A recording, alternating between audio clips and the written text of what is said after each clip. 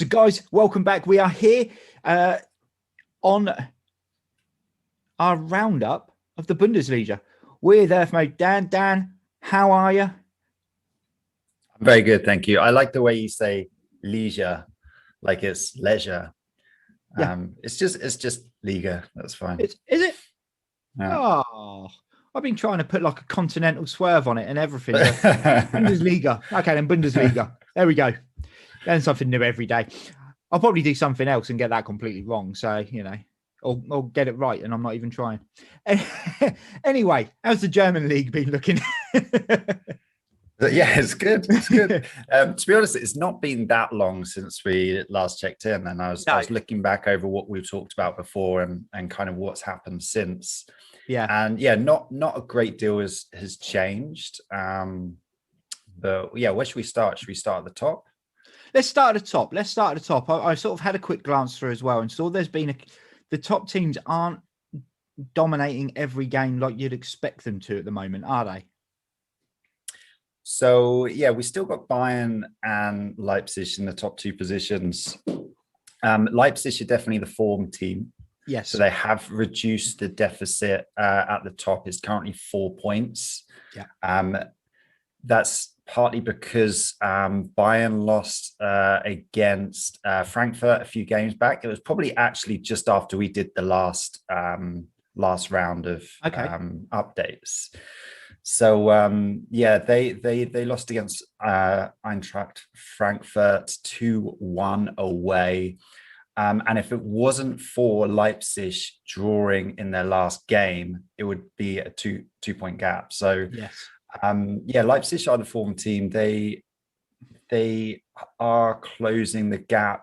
I do wonder whether kind of they'll close it even further in the next. It's even closer in the next few games. But then just looking at the final 3 games of the season, I think Bayern are probably gonna nick it in the end. But I don't know if you saw the Bayern against Dortmund game not so long ago, where Haaland scored twice to put Dortmund 2-0 up, but Bayern ended up winning 4-2. It was one of those games where you take the 2-0 lead and Dortmund just sat back and tried to hold on, and then they just got they conceded 2 late goals, and they were dominated in the end, unfortunately. But yeah, so still those 2 at the top.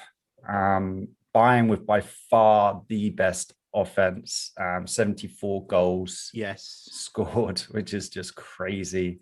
The way where they lack though is their defense. Like, they're so dynamic and aggressive and quick going forward and passing the ball around, but in defense they're so slow and a little bit open. Exactly.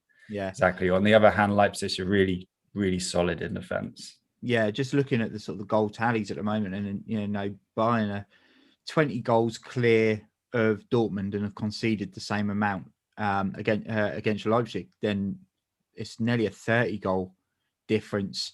They've conceded 15 more, but scored nearly 30 goals more than the team who are one place below them, which is crazy, absolutely crazy. And just sort of looking, actually we'll come on to that, because obviously the next 2 Champions League spaces at the moment are Wolfsburg and Frankfurt. As you were saying, Frankfurt beat Bayern and then haven't won again since.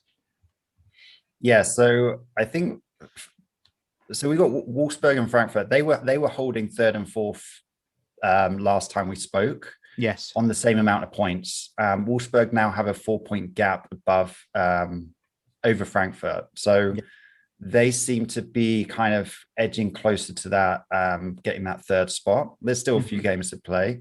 However, Wolfsburg don't lose many games, and they win a few more than Frankfurt. So whilst they might drop points, they don't often lose. And I feel like with Frankfurt, they draw a few too many games. Yes.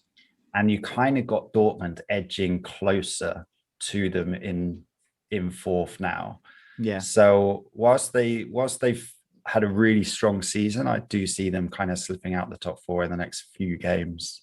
Okay, yeah, I mean that's a 2 point gap now over Dortmund, and as you were saying, sort of Frankfurt beat Munich 2-1, but since that game they've then lost and drawn twice, so it's not going necessarily well for them at the moment, but they're still in control of their own destiny. Everyone has played the same amount of games in the Bundesliga, so there's no sort of people trying to play catch up, which I suppose in that sense makes it more interesting because you are waiting for someone to slip up. You are completely in your own destiny then, aren't you? Yeah. And that being said, like Frankfurt, they took points off Leipzig in the last game. So they have had a difficult run of games, let's say. They beat Bayern, they drew with Leipzig, and they haven't really kind of integrated some of the signings into the team yet. And I think when Frankfurt are really good at pressing the ball, and I think that where they struggle is kind of scoring the goals. They do rely on kind of one player in particular, Andre Silva. But I think if they were to integrate one of their kind of Jovic into the team a bit more, who hasn't really been playing, then maybe they can find those additional goals that will turn draws into wins. But maybe he just needs a bit of integration into the team. I'm not sure why he's not playing so much. Yeah. Then we've got Dortmund in fifth, like we touched on, and then just behind them at the moment is I think it's Leverkusen. Yeah. So I mean, and Leverkusen still. I mean, if we look at Frankfurt, Eintracht potentially dropping out of the top four, and Dortmund replacing them, then they're still only 4 points clear at the moment of Leverkusen, who themselves have not been on a great run. But by the same token, you know, another team that could just turn up and win games as and when they sort of choose, almost in some situations. Yeah, I would say there's still time for kind of fourth to sixth to kind of rotate quite a lot. Maybe even depending on how Wolfsburg do, they might get dragged into it as well. But they do have that 4 point gap at the moment. They do, I would be surprised. I would be surprised if Dortmund didn't kind of climb into the top four within the next few weeks. They do lose a lot of games. They've lost 9 games this season on 13, but they don't draw many. And I feel like their team is really exciting, right? They got some really great young players, and they do make it into the top four, then I think next season could be a big one for them, because those young players would have had that much more game time, and hopefully they could tighten up their defense a little bit and start to kind of win a few more games and stop losing so many games, let's say. Yeah, I do have concerns for Dortmund. If they don't make that Champions League spot, there could be a whole fire sale there. I mean, you're looking at a lot of players who are wanting to play top level. And if they're only in the Europa League, I mean, it will give a hell of a lot of money to Dortmund, but you can't see the players like Haaland, Sancho, those guys sticking around again if they don't make that Champions League. So, I mean, there is that push there from that point of view. They're being touted. A lot of them are being touted to leave anyway. But if they don't make the Champions League, then you can see that's almost a certainty, isn't it? Yeah, I mean, it shouldn't be too hard for Dortmund to say, look, just hang around. You'll get more game time here than you will most other places, kind of thing. Yeah.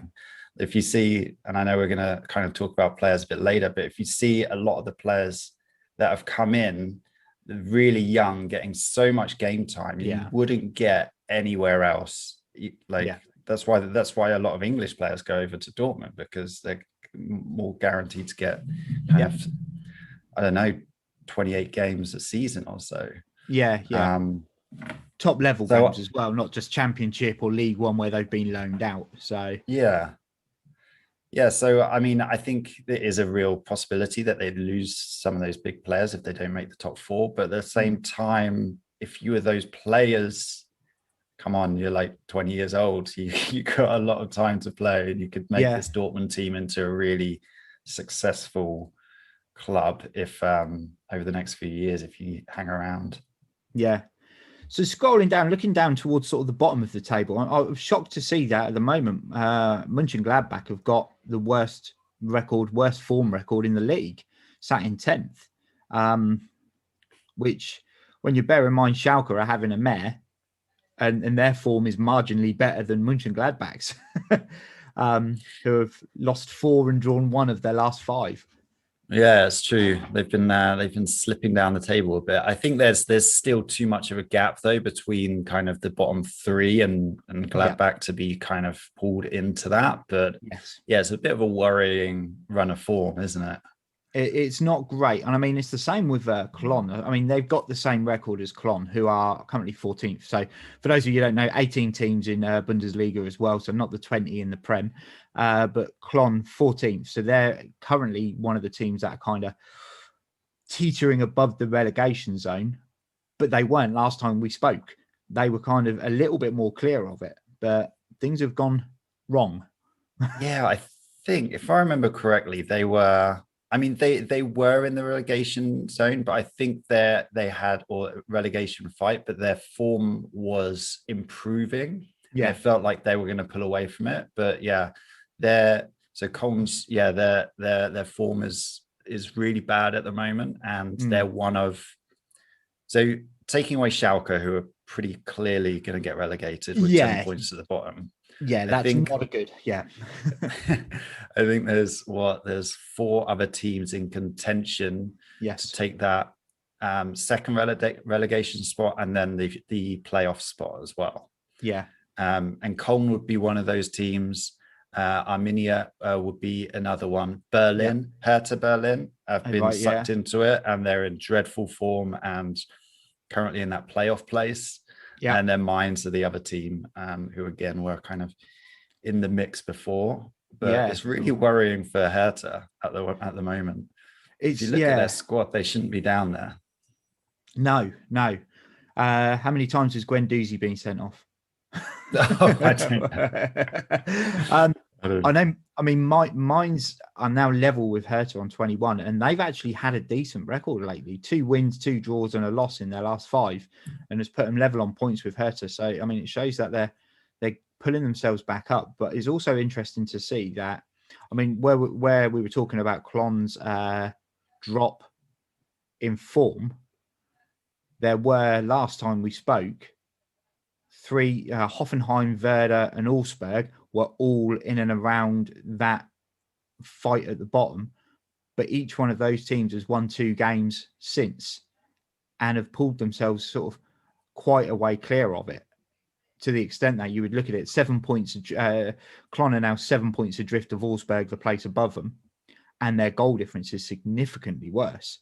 So you kind of be thinking, well, actually, it's now it looks almost as though it's already become a battle of the bottom 5. Schalke out of it, but then those 4 teams below, Cologne, as you say, Arminia, Hertha, and Mainz, fighting out to try and sort of get those last 2 safety spots. Yeah, and I watched the Hertha game against. I watched the highlights of Hertha against Dortmund. Yeah, and I tell you what, their goalkeeper's really not doing them any favors. He's made a couple of howlers recently, so I do really worry for Hertha. And with the team they've got, they're just going to be if they get relegated, I imagine they probably are favorite to get into that playoff spot. Yeah. If they get relegated, then they're going to be selling a lot of players, I think, because they've invested a lot over this last couple of seasons.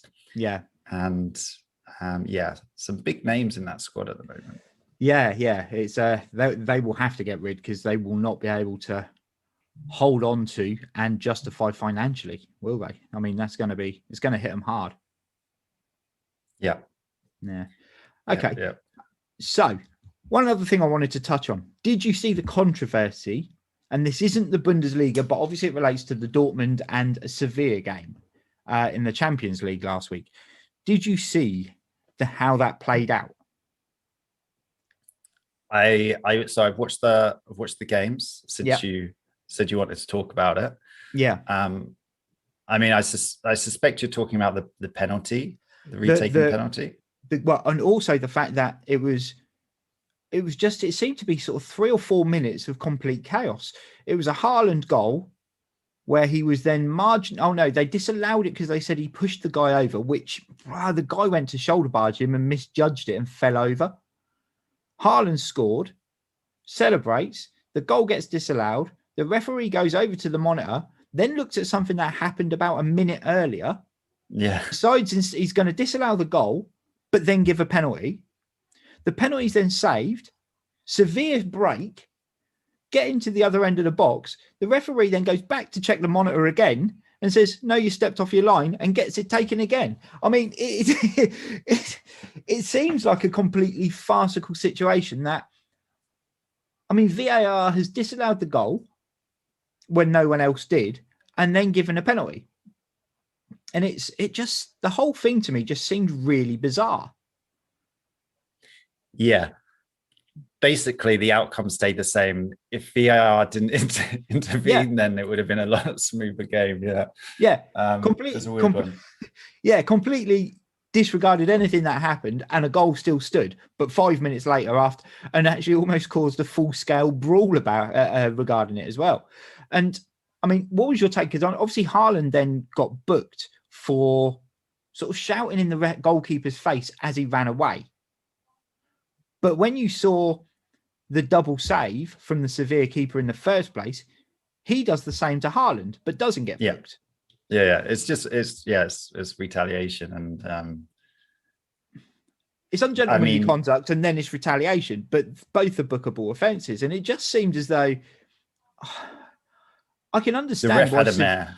He did. I mean, he was up almost on par with a Graham Poll dishing out 3 yellow cards to the same player. It was just ridiculous. But as you say, yeah, the outcome ended up being the same, but you almost had a full-scale brawl on the pitch due to it. But obviously that put Dortmund through. So equally, we were saying about Dortmund getting into that Champions League. They're still in the Champions League. So, I mean, they could get into it again next season by being the winners. Yeah, maybe. I mean, they've got Haaland, who's scoring left, right, and centre in the Champions League. So with him, you've always got a chance. But I don't know if I can see them winning the Champions League this season. No, that's fair enough. Fair enough. But yeah, a little bit of controversy there. A little bit of loving of the VAR setup. we pick up and we move on. We will be back with Dan in a little bit to have a little look at the players, guys. Stick around. We'll catch you soon.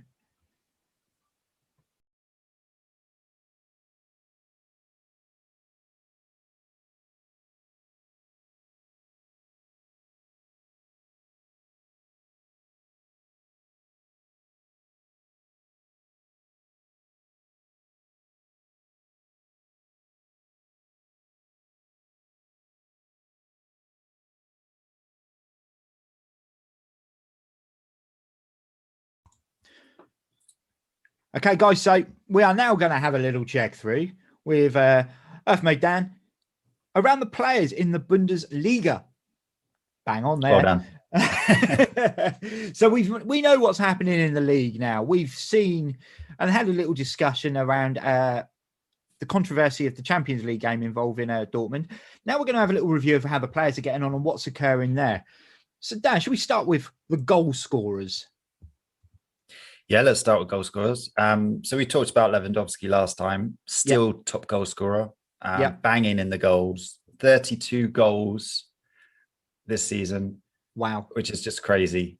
And I was looking at some data earlier, and his goals actually contribute around, I think it's around 40% of Bayern Munich's total goals. Yeah. So he is, like, you can see every single game he plays, he's the focal point of that team, and he gets so many shots on goal and he puts them away, and he's just lethal, this guy. Yeah. He's so good.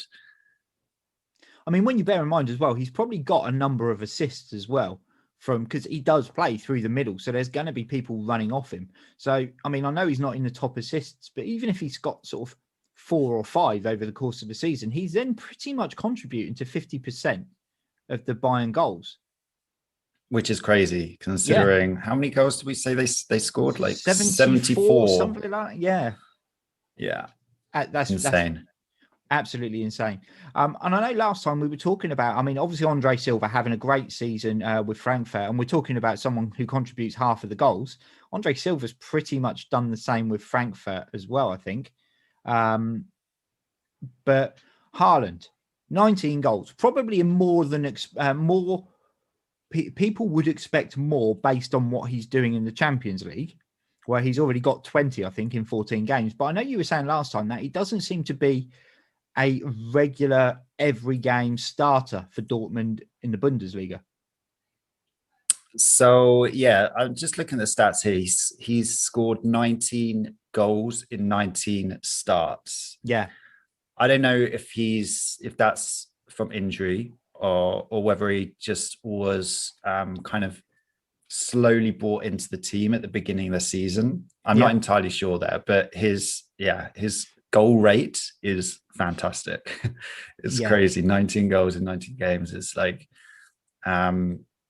he's joint second scorer with Andre Silva, and I think was there someone else 19 goals? No, just them two. Just those two, yeah.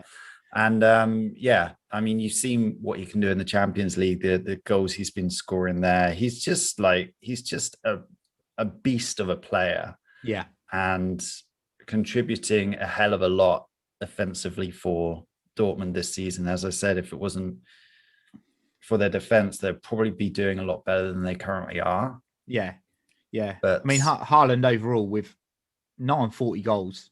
Well, if you take into account cups in Germany as well, there's every chance he's probably got a goal in the cup. So he would have contributed more than 40 goals to the team in the season, which is, you're starting to look at, I mean, obviously everyone raves about the amount of goals Lewandowski scores, but you're starting to look into sort of the realms of the Messi, Ronaldo primes, aren't you? Where they were scoring 40, 50, 60 goals in a season across all competitions.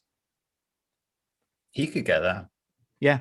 He could get there. Yeah. Yeah. I mean, it'll be interesting to see where he does go next and how he continues to get those goal ratios, whether it's in the Premier League with a Manchester club or whether he goes somewhere else, maybe Spain, I'm not sure. But he's doing really well at the moment. And I think like all the rave reviews about him are kind of, they're bang on. He is the big thing right now. I was going to say, him and Mbappe are living up to the hype, aren't they?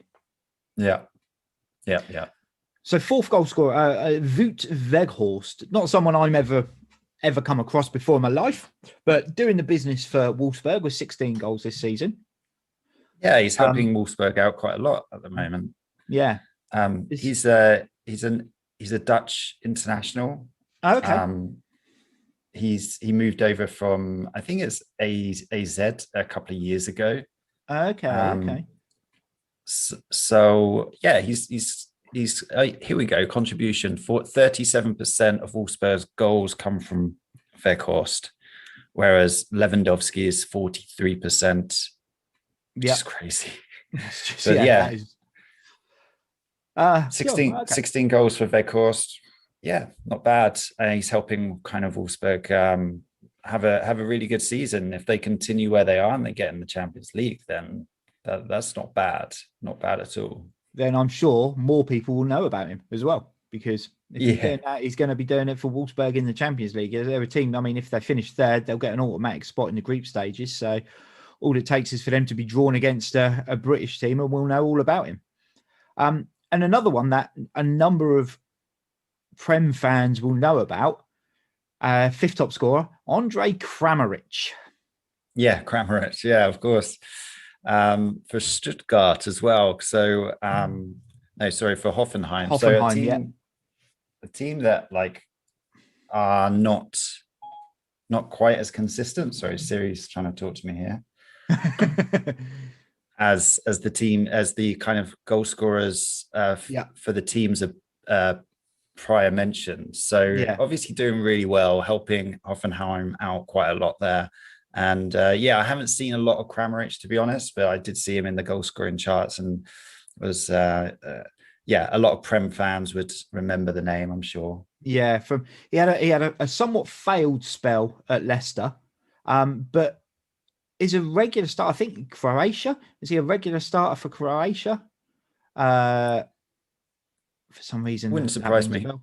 Yeah, for some reason that rings a bell. But yeah, him and Manducic, I'm pretty sure. But yeah, guys, Andre Kramaric, I'd love to say remember the name, but you already remember the name and you remember him for not being great. But he's smashing it up in the Bundesliga for Hoffenheim. Yeah, and just looking at the games he's played, is again, he's only played 19 games, so it's really good goal ratio there. Yeah, really good. As you say, for a team who are sort of down the bottom end, sat 11th in the table, but definitely closer to the relegation spots than they are the European spots. So yeah, really, really good sort of ratios for him, and a very good season. The assists in there, obviously, unsurprisingly, is dominated by Munich, based on the fact they've scored so many goals.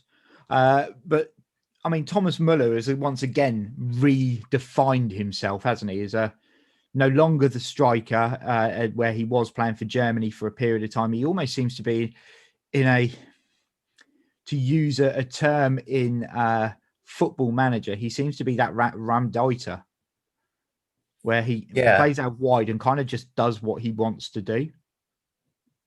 I think he's so important for Bayern just because of like his mentality and his history there. And they were talking a couple of years ago about getting rid of a number of players at Munich, I mentioned, and he was one of them that they were talking about just trying to get rid of. But yeah, as you say, he's found his place in the team again. And this season, 13 assists, kind of topping that chart at the moment. Contributes a lot for them, and whether it's goals or assists, and he just seems to pop up in areas, as you say, kind of wanders around the pitch and kind of does a really good job, works hard, really consistent player for them. Yeah, and I mean, I remember him really in his breakthrough was the 2010 World Cup. And he was kind of playing, he finished as the top scorer in the tournament, and he was playing up front for Germany. And I remember watching him and thinking, how on earth is this guy the top scorer in the World Cup and a regular starter for Germany? He looked clumsy. He just did not look like a player, but he seemed to have that knack of being at the right place at the right time. And it didn't matter where the ball hit him, it went in. Yeah, he doesn't look like a football player, does he? No, not at all. Not at all. Another one that surprises me, to be fair, is Joshua Kimmich, who's the second in the assists at the moment. Because I know when he first came through, he was sort of playing as a fullback a lot for Germany. But now has almost redefined himself as a holding midfielder, hasn't he, for Munich?